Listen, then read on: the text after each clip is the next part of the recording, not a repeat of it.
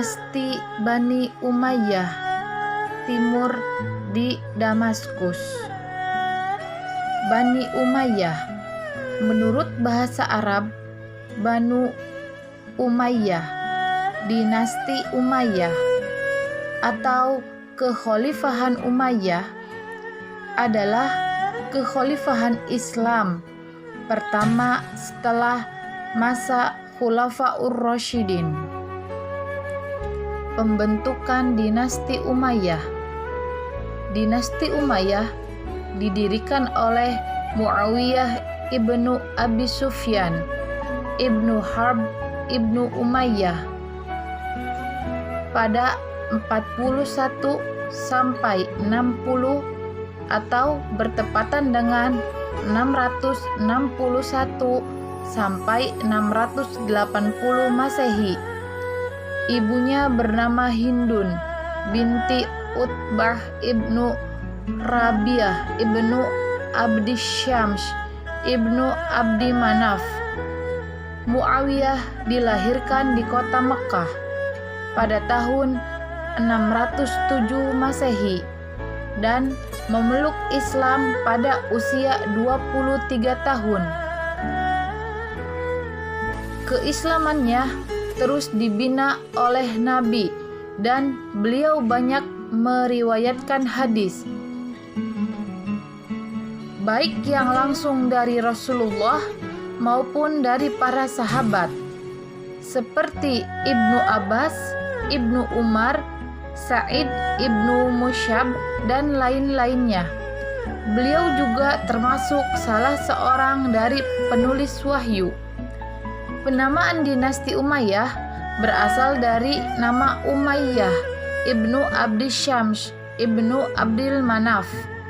Umayyah merupakan salah seorang tokoh Quraisy pada zaman Jahiliyah yang kemudian dan kedudukannya sebanding dengan pamannya, yaitu Hashim ibnu Abdil Manaf. Umayyah berasal dari keluarga bangsawan, kaya, serta mempunyai kerabat yang banyak, di mana hal ini merupakan faktor pendukung yang menjadikan mereka menjadi pemimpin Quraisy yang dihormati. Dalam sejarah Islam, dinasti Umayyah dikenal telah mendirikan pemerintahan dalam dua periode, yaitu di Damaskus dan di Cordoba, tepatnya di Andalusia. Pembentukan dinasti Umayyah ini telah dimulai sejak Ali ibnu Abi Thalib masih menjabat khalifah dalam peristiwa tahkim pada Perang Siffin.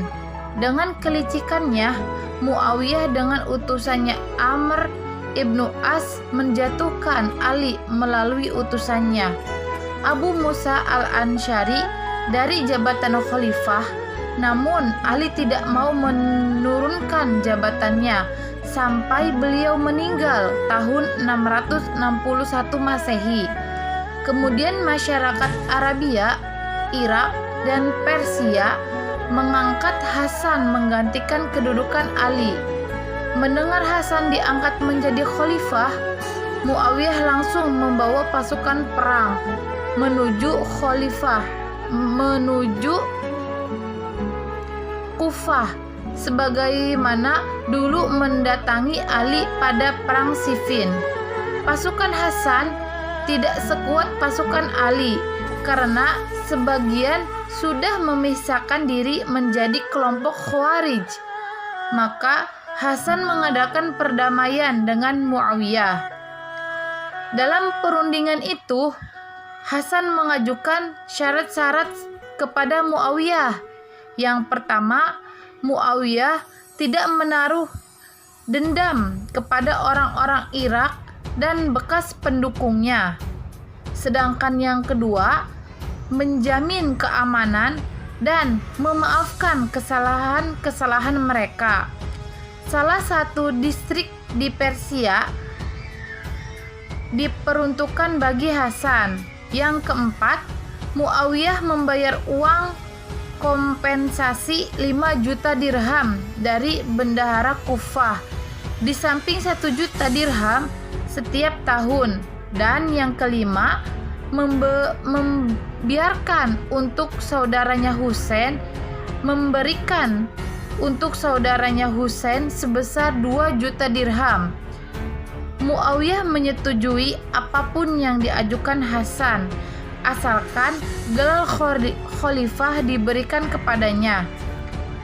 Hasan yang baru 3 bulan dibaiat menyerahkan kekuasaannya kepada Muawiyah pada bulan Rabiul Akhir, tepatnya pada tahun 41 Hijriah atau bertepatan dengan 661 Masehi, sehingga tahun ini disebut tahun persatuan karena khalifah yang tadinya 2 sekarang hanya 1, yaitu Muawiyah. Mulai saat itu resmilah Muawiyah ibnu Abi Sufyan mengaku jabatan khalifah dan memulai dinasti Umayyah. Dinasti Umayyah yang beribu kota di Damaskus, Syria merupakan awal mula munculnya negara Islam yang berbentuk kerajaan turun-temurun dengan pemerintahannya yang bersifat kekuasaan yang tidak terbatas, kecuali pada masa Khalifah Umar ibnu Abdul Al-Aziz.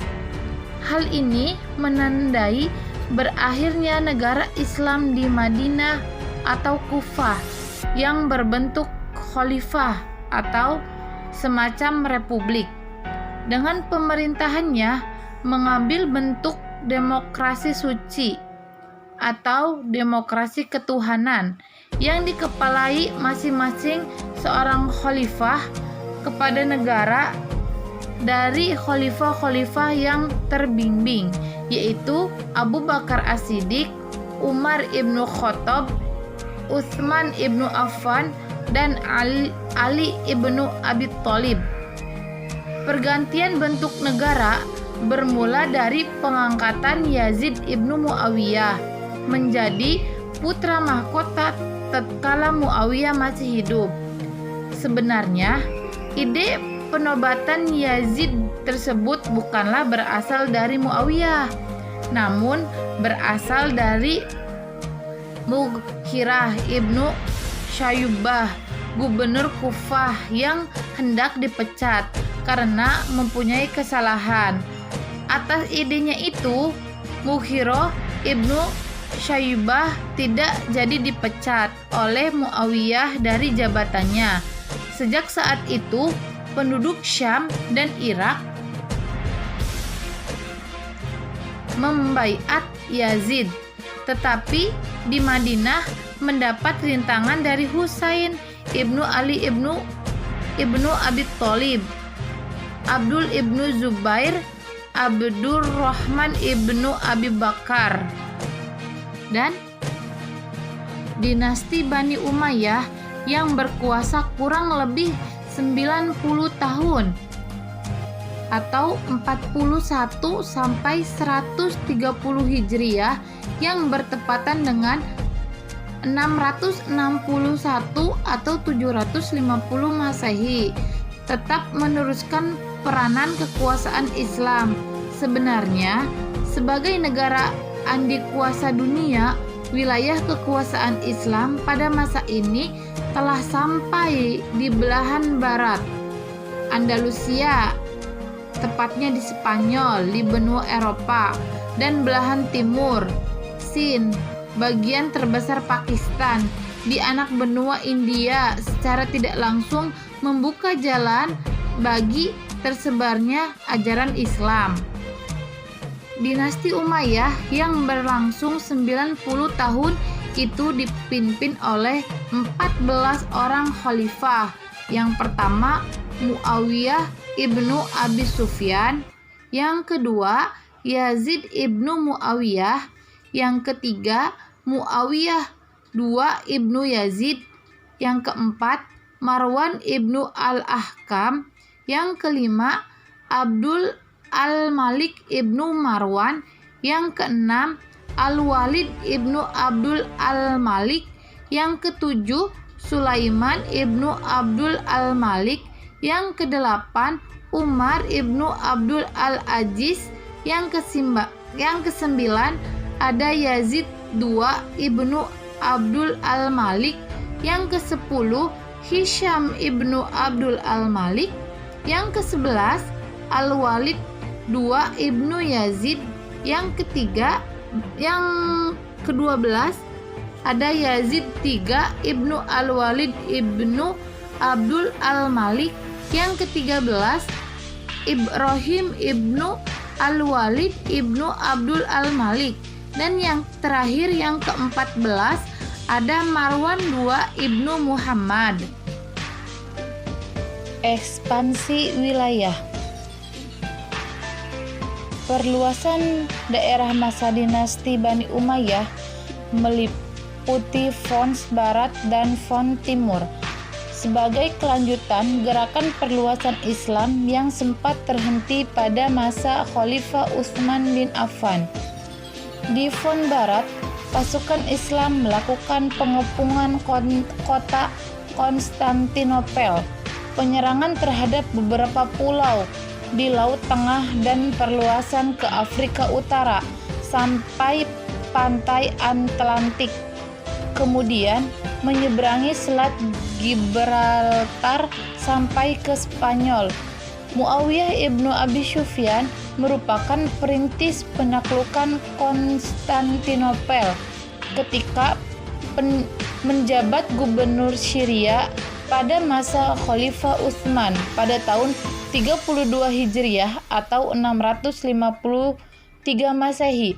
Dari Asia Kecil hingga pantai Bosporus. Setelah beliau menjadi khalifah, armada Islam dipimpin oleh Janadah ibnu Abi Umayyah berhasil menduduki Pulau Rhodes pada tahun 53 Hijriah, Pulau Kreta 54 Hijriah, Pulau Silia, dan Pulau Arwud yang tidak jauh dari Konstantinopel. Sufyan ibnu Auf memimpin pengepungan Konstantinopel, diikuti sahabat Nabi seperti Abu Ayyub al-Ansari, Abdullah ibnu Zubair, Abdullah ibnu Umar, Abdullah ibnu Abbas, dan Yazid ibnu Umayyah. Selama 7 tahun lamanya kaum muslimin mengepung Konstantinopel, namun tidak bisa menembus area karena tembok pertahanannya begitu kuat dan kokoh. Dalam peristiwa tersebut 30.000 prajurit tewas, termasuk Abu Ayyub yang dimakamkan di bawah pagar tembok Konstantinopel. Pengepungan Konstantinopel kemudian dilanjutkan pada masa Khalifah Sulaiman ibnu Abdul Malik, dipimpin oleh Maslamah ibnu Malik pada tahun 908 Hijriah atau 716 Masehi melalui dataran tinggi Anatolia. Kota itu dipertahankan oleh Leo III, gubernur yang menginginkan mahkota Konstantinopel dari Kaisar Theodosius. Gubernur Leo bergabung dengan pasukan muslimin dan berkhianat menggunakan kesempatan yang ada, sehingga untuk kedua kalinya pasukan muslimin mengalami kerugian dan kekalahan besar. Pada masa Khalifah Umar ibnu Abdul Aziz, pasukan muslimin ditarik mundur dari tembok Konstantinopel. Uqbah ibnu Nafi' dalam penaklukan wilayah Afrika Utara sampai ke perbatasan pantai Atlantik. Tahrif ibnu Malik, Tahrif ibnu Yazid, dan Musa ibnu Nusair dalam penaklukan Andalusia. Keberhasilan kaum muslimin yang cepat antara lain dibantu oleh suku Med dan Z dari bangsa Sin yang menggabungkan diri ke dalam kesatuan muslimin, memberi petunjuk jalan yang mudah dilalui, dan memberikan bantuan-bantuan yang nyata dalam medan-medan pertempuran.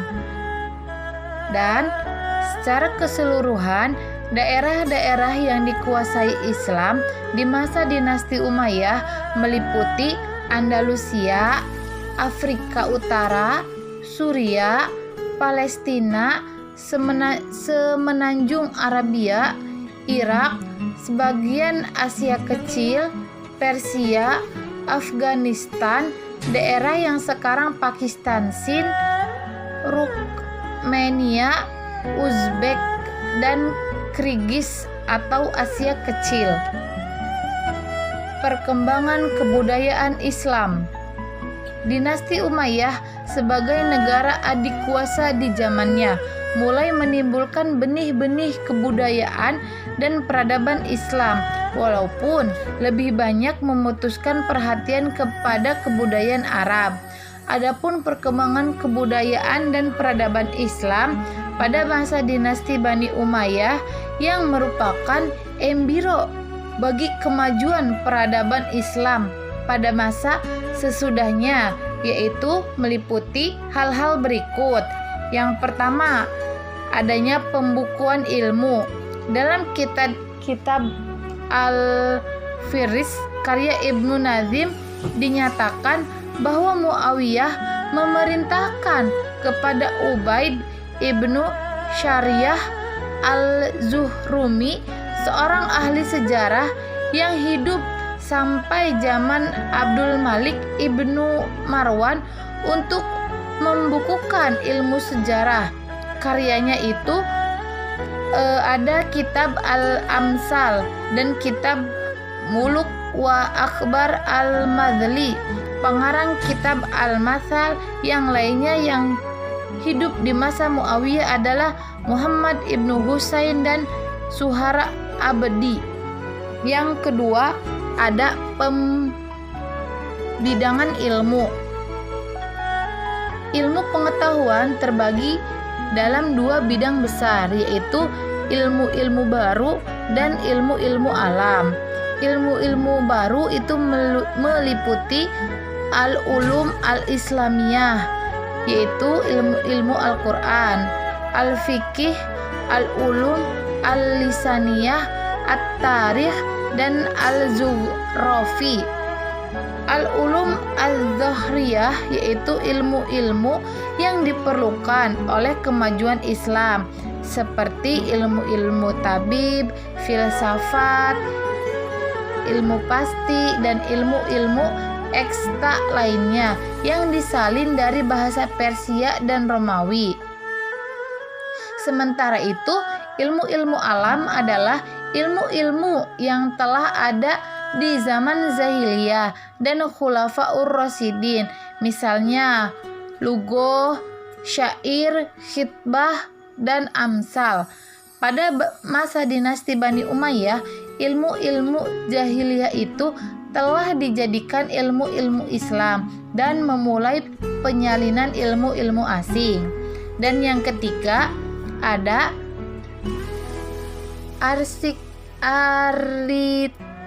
arsitektur sipil. Beberapa kota baru atau pembaharuan kota lama dibangun dengan berbagai gedung bergaya Persia, Romawi, dan Arab yang dijiwai semangat Islam. Damaskus yang merupakan ibu kota dinasti Umayyah, dahulunya ibu kota kerajaan Romawi Timur, terdapat gedung-gedung yang indah dan bernilai seni. Kotanya yang indah dan teratur dengan jalan-jalan yang rimbun. Dan yang keempat, ada arsitektur masjid. Masjid-masjid yang indah, besar, dan kecil dibangun di seluruh kota-kota wilayah Islam. Yang terpenting di antaranya ada Masjid Damaskus dibangun oleh Khalifah Al-Walid ibnu Abdul Malik dengan arsiteknya Abu Ubaidah ibnu Zarah. Panjangnya 300 meter dan lebarnya 200 meter dengan 68 pilar. Bangunannya dikerjakan oleh 12.000 orang tenaga ahli dari Romawi. Ada Masjid Kairawan dibangun pada masa Khalifah Hisham ibnu Abdul Malik oleh Aqabah, gubernur Afrika. Masjid yang termasyhur dan kebanggaan kaum muslimin di Afrika Utara, memiliki kubahnya yang terkenal dengan Kubah Al-Bahwi. Yang selanjutnya ada Masjid Cordova, salah satu bangunan terbagus dan memiliki keindahannya tersendiri. Menaranya terbuat dari batu marmer yang tingginya lebih dari 73 hasta. Pada masa Ibnu Abi Umar, Sukufiyah didukung 1293 pilar, pula bertahtakan batu permata. Tanglungnya 280 buah dari perak murni, dan di tengah masjid berdiri agung yang mendukung 10.000 lentera. Kemunduran dan kehancuran Bani Umayyah. Kemunduran suatu dinasti merupakan proses panjang dari perjalanan sejarahnya. Tidak terjadi secara tiba-tiba. Begitupun dengan dinasti Umayyah. Setelah pembentukan mengalami perkembangan, mencapai kemasyhuran dan kejayaan yang gemilang, akhirnya mengalami kemunduran yang mengantarkan pada kehancuran.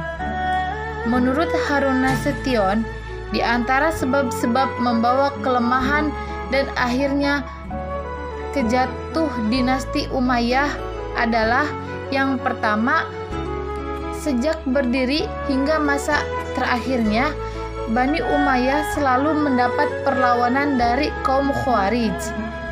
Mereka tadinya pengikut Ali, keluar dari barisan Ali karena tidak setuju dengan tahkim pada peristiwa Perang Siffin.